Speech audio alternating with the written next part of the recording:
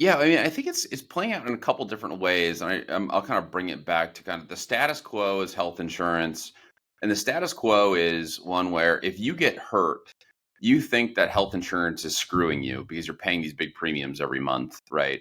And so, just human behavior is like if I'm being screwed and now I need money, like I'm going to extract as much value out of that system as possible because we're in like an enemy type of relationship here with our health insurance plans. The cool thing with CrowdHealth is in these communities, like people know that they're in a community. And so I'm not hurting some big corporation.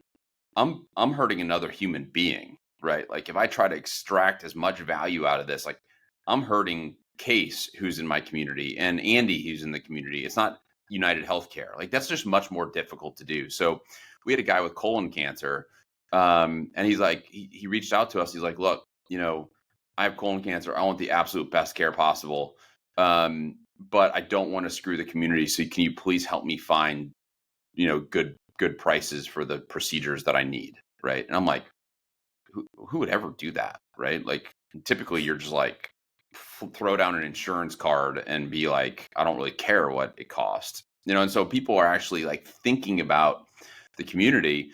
One other one that's I thought was just amazing was we had this 19-year-old in Tennessee who last summer got her fingers chopped off in a boating accident.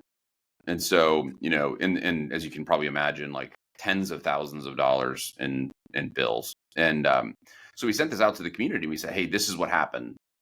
And we had people come back where we asked for $100, and they came back and said, hey, like I couldn't imagine being 19 years old and losing, a limb, basically. Like, can I give $200 instead of $100? And it's like you would never call United Healthcare and say, can I pay a more higher premium this month just because I'm feeling altruistic? Like it just would never ever happen, right? And so the cool thing about this is like my money, I know exactly where it's going. It's not getting sent to some big corporation and they decide who to pay and who not to pay. It's like, no. My money is helping Abby, who's 19 in Tennessee because she had a big health event. Like that's a beautiful thing, I think. And that's where the community can kind of, collaborate with each other and help each other out.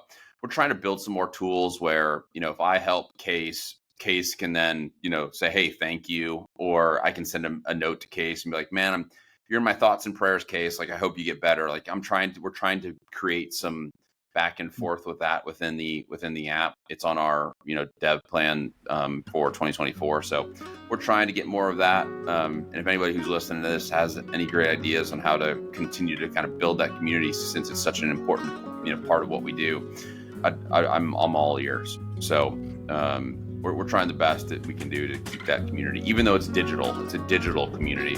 But I think, we've seen within social media platforms and things like that, some of these digital communities can be very, very powerful.